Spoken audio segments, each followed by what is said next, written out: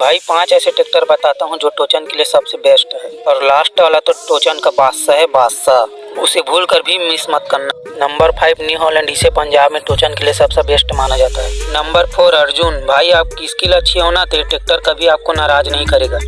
Number 3 farm track, Haryana में 40% pharma track tractor ही चलता है, इसे टोचन के लिए बेस्ट माना जाता है। नंबर 2 स्वराज, इसकी अंधी पावर के कारण इसे हरियाणा, यूपी, बिहार में टोचन के लिए बेस्ट माना जाता है। नंबर 1 पे आता है टोचन किंग जॉन डियर। मेरा यही ओपिनियन है कि टोचन के लिए बेस्ट ट्रैक्टर है जॉन डियर।